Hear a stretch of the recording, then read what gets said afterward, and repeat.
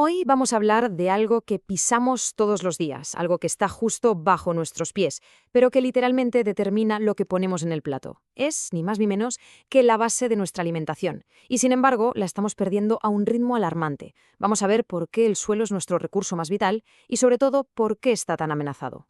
Todo arranca con un desafío gigantesco, a escala global. Echemos un ojo a las cifras. Para finales de este mismo siglo se calcula que seremos más de 11.000 millones de personas en el planeta.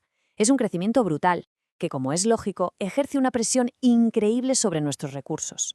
Y claro, esa presión se traduce en algo muy concreto. Para el año 2050, que está a la vuelta de la esquina, vamos a necesitar producir un 70% más de comida.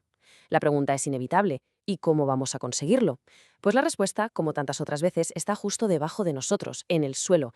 Y aquí es donde entra en juego nuestro protagonista, el que a menudo pasa desapercibido, el héroe silencioso de toda esta historia, el suelo. Pero ojo, que no hablamos de simple tierra, para nada. Es un fundamento vivo, un sistema de una complejidad alucinante. A ver, si nos ponemos un poco técnicos, el suelo es esa capa superficial de la Tierra, una mezcla fascinante de minerales que vienen de las rocas, de agua, de aire y, esto es crucial, de materia orgánica. Es este cóctel precisamente el que le da esa capacidad casi mágica de sustentar la vida. Me encanta esta frase porque es como si el suelo nos hablara directamente, ¿verdad? No es algo pasivo, inerte, es un agente activo, el gran motor que permite que todo crezca, que todo florezca. Es una forma muy poderosa de entender su papel central en el ecosistema. Uno suele pensar en el suelo y, bueno, se imagina el sitio donde crecen las plantas. Y ya está, pero es que es muchísimo más que eso. Actúa como un filtro gigante que purifica el agua, es una máquina de reciclar nutrientes, ayuda a regular la atmósfera y, por si fuera poco, es el hogar de miles de millones de organismos. Vamos, que es un ecosistema multifuncional en toda regla. Vale, entonces, ¿cuál es el secreto? ¿La fórmula mágica? ¿Qué es lo que hace que un suelo esté realmente vivo, que sea productivo? Pues vamos a meternos en la cocina, por así decirlo, y a descubrir su receta, los ingredientes que lo convierten en la base de la vida. Aquí la palabra clave, la palabra mágica, es fertilidad. Y esto no va solo de que tenga muchos nutrientes, ¿eh? La verdadera fertilidad es un equilibrio perfecto entre tres factores: la química, la física y la biología del suelo. Y cuando esos tres están en armonía, se crea el hogar perfecto para las plantas. Empecemos por la parte química. El suelo necesita, para empezar, un buen equilibrio de pH, o sea que no sea ni muy ácido ni muy básico, para que las plantas puedan absorber bien los nutrientes. También necesita materia orgánica, los restos de plantas y animales, que funciona como una especie de despensa de energía. Y claro, sus platos principales: el nitrógeno, el fósforo y el potasio. Luego tenemos la receta física. A ver, aquí hay dos conceptos: la textura, que es básicamente de qué está hecho, si tiene más arena, limo o arcilla, y luego está la estructura, que es cómo se organizan todas esas partículas. Y esto es clave porque una buena estructura es lo que crea espacios para que las raíces respiren y el agua circule bien, reteniendo la humedad justa sin encharcarse. Y ahora viene, para mí, el ingrediente más alucinante de todos: la vida.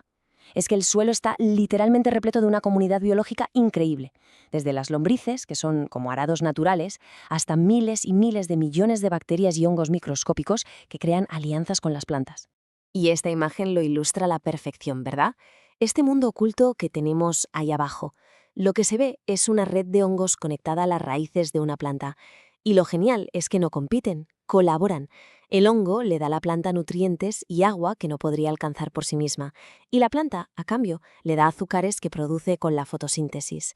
Es un toma y daca, una simbiosis perfecta. Bueno, hemos visto lo increíble, lo complejo, lo vivo que es el suelo.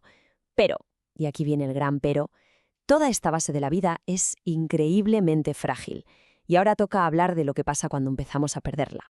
Fijaos en el contraste aquí, es que es brutal. A la izquierda, un suelo sano, se ve, ¿verdad? Oscurito, lleno de materia orgánica, con sus capas bien definidas.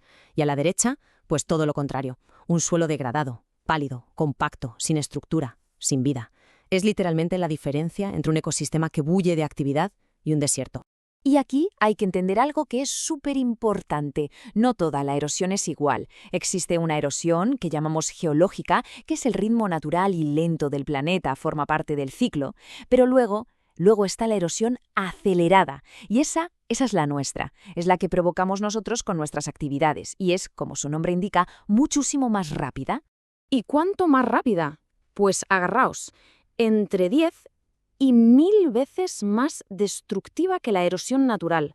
Repito, hasta 1000 veces. Es que este dato lo cambia absolutamente todo. Ya no estamos hablando de un proceso natural, esto es una destrucción a una escala que no tiene nada que ver. Venga, pues vamos a bucear un poco más en esto. ¿Cómo estamos causando este problema exactamente? ¿Cuál es la magnitud real de nuestro impacto?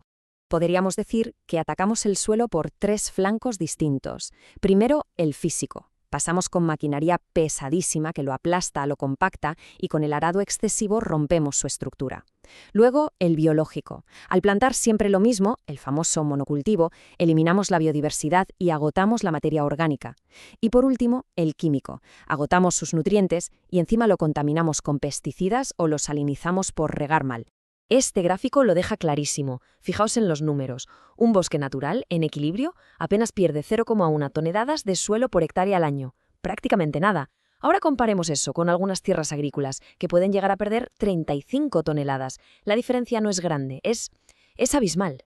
Para que nos hagamos una idea con otra cifra, estamos permitiendo que el suelo de nuestras zonas de cultivo se pierda a un ritmo que es más de 300 veces superior al de la naturaleza.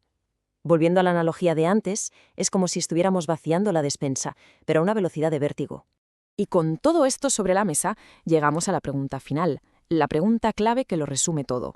Si el suelo es literalmente el cimiento sobre el que construimos toda nuestra alimentación, ¿qué futuro nos espera si simplemente dejamos que se lo lleven el agua y el viento? Ahí queda la reflexión.